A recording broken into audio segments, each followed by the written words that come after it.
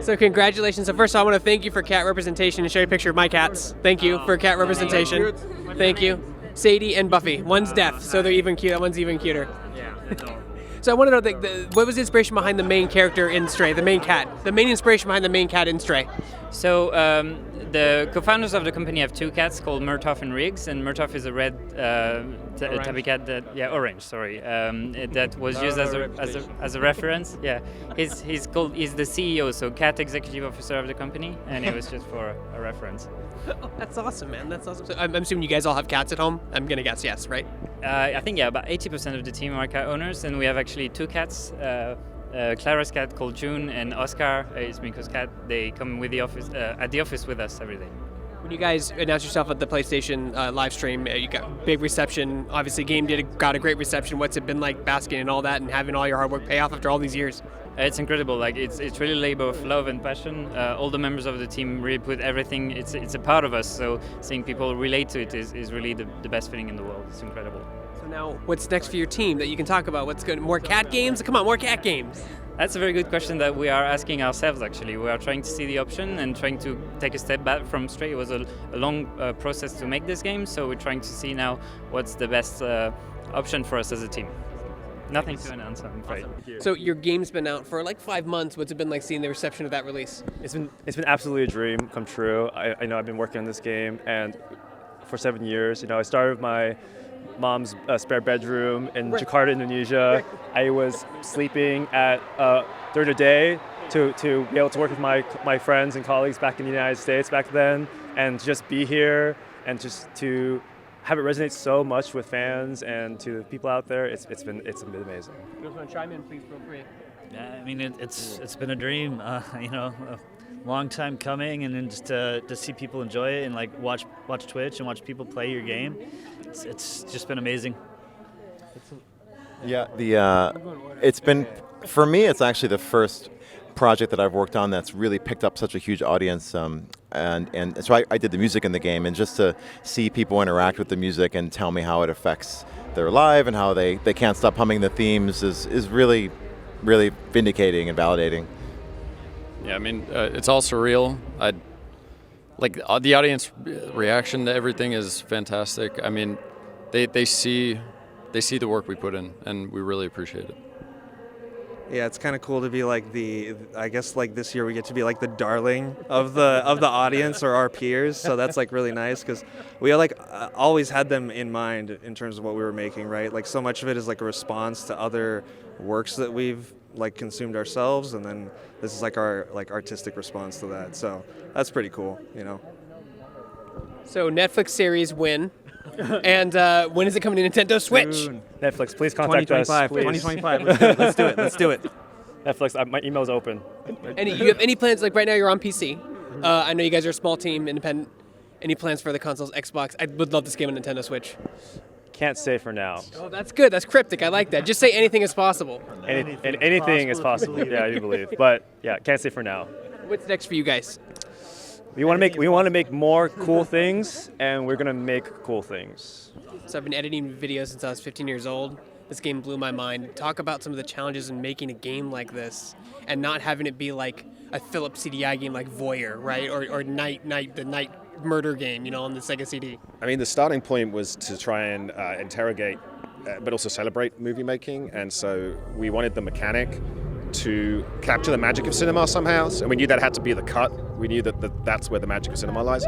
So we came up with this mechanic of being able to make a match cut of anything in any scene, give the player real expressivity and let them become kind of an editor of their own little cinematic mashup.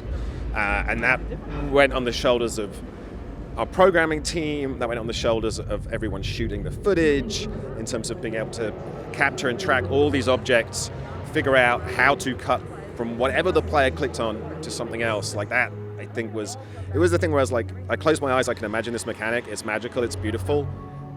Now, is it even possible, right? Like that, which is, you're doing something interesting if that's your opening gambit. What was the biggest challenge creatively or technologically for this game? I think one of the biggest challenges was just video playback across multiple platforms, and trying to define what a frame is of video. I think there was a lot of back and forth where we were just like questioning ourselves into circles of like, do we know what a movie frame is?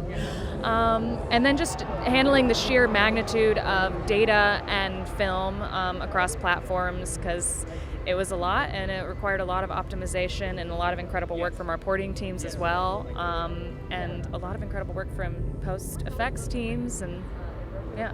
So what's next for your team that you can talk about? I think we want to keep focusing on this idea of expressivity in a narrative game, allowing people to explore a narrative and express themselves, right, in the way that Nintendo allows you to celebrate running and jumping. We like to create games that celebrate narrative and allow you to explore and express yourself in an interesting way.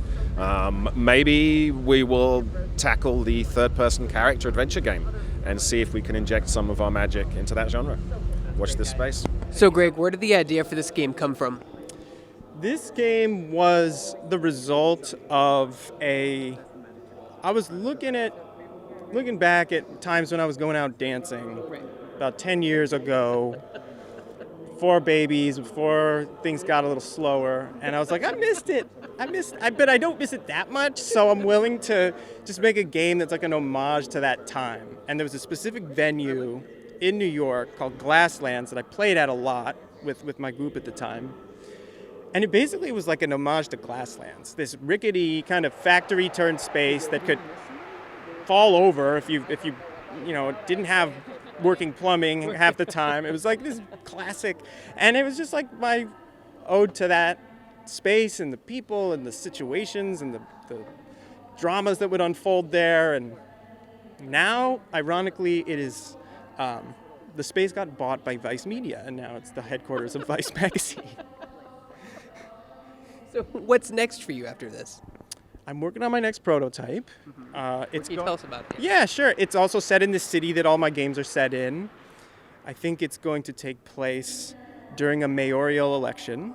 I think there's going to be some, well, I don't know. We'll see how, there's going to be some different candidates, and there's going to be pizza, there's going to be espionage, there's going to be disguises, there's going to be deceptions, there's going to be murder.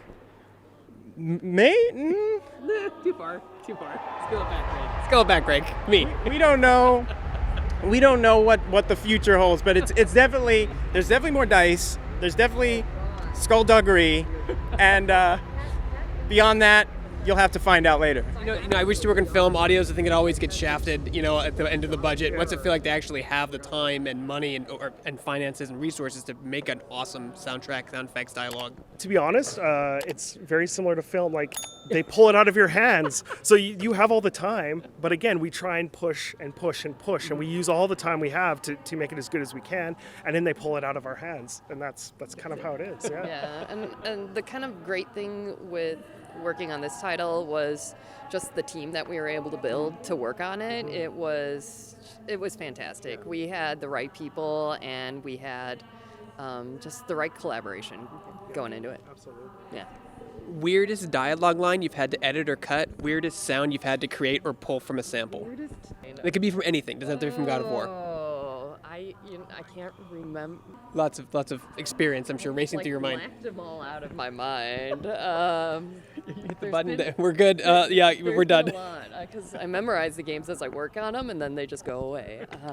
One of the coolest is this wasn't God of War, but this is a different game. We during the pandemic, we ended up recording the whole team because we'd do our teams meetings, and then everybody would say something. Like at the end, everybody would say something like "bye," and we ended up recording that and like stretching it out and using it as like an ambience in a game, which is kind of interesting. So and with this, it's not weird, but it's yeah. Cool. I think with this one, what was weird was doing the Walla, but in all Norse for the bar fight. Oh, yeah. That was unique. It was a very unique session to do, so that was fun. Yeah. Perfect. Yeah.